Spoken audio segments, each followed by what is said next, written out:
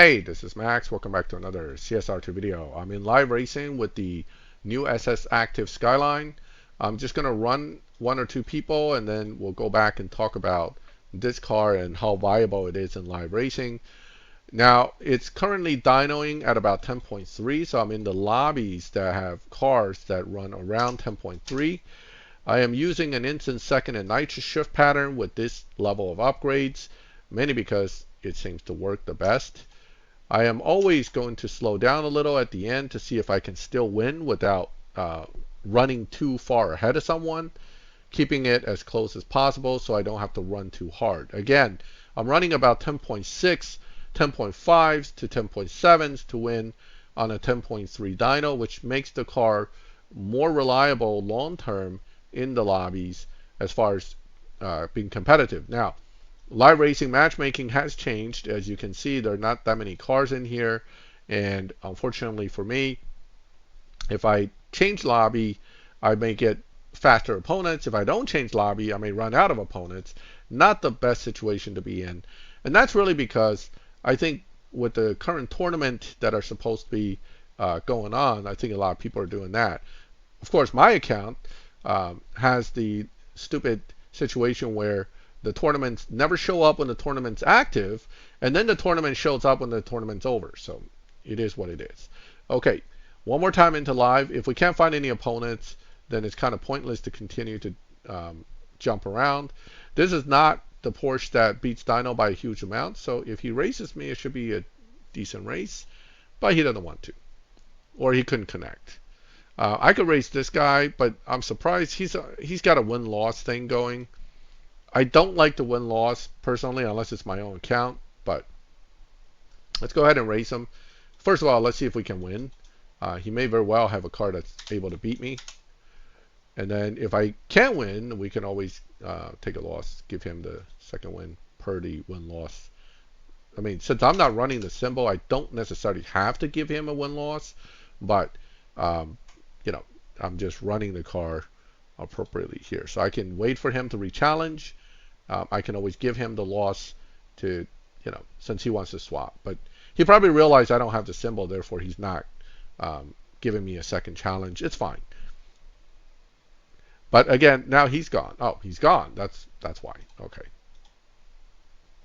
So I'm obviously being moved around here lobby-wise because this is a fresh tune. Anytime you get a fresh car into live, if you're not careful and you're just running all over the place with the times, eventually the computer will have to settle on something.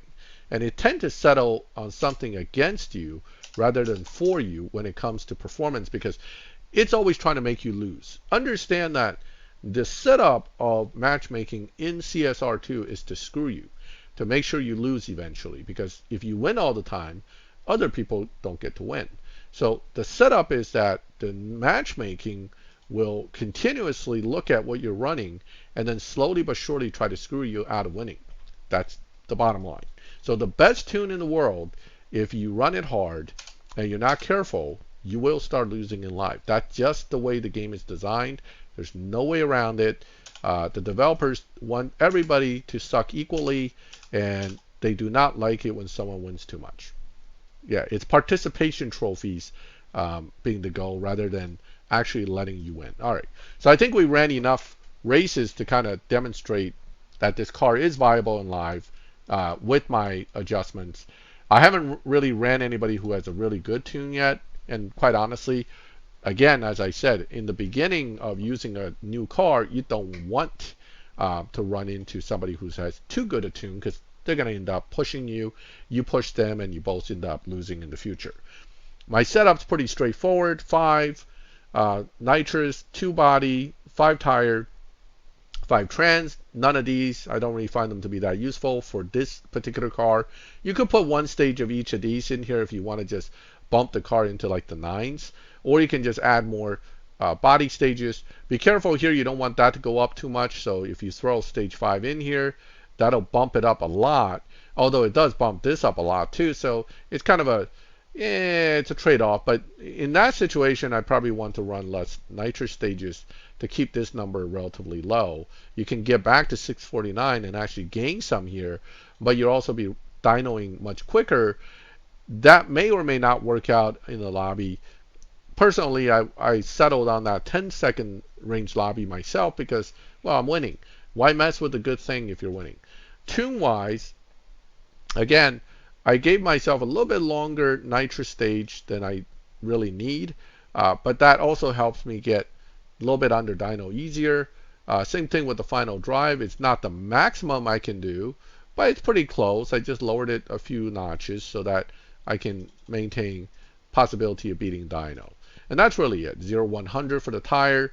This is a average, well, above average live racer in the current meta.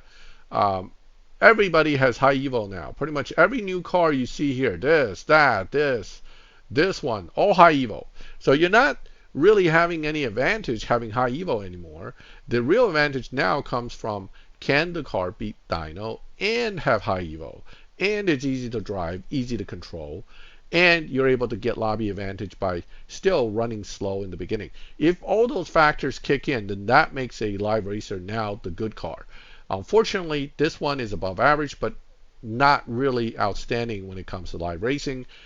You can use my stage 5 only tune, try it out, see if you like it, but if you keep pushing it and running as hard as you can, you will eventually lose.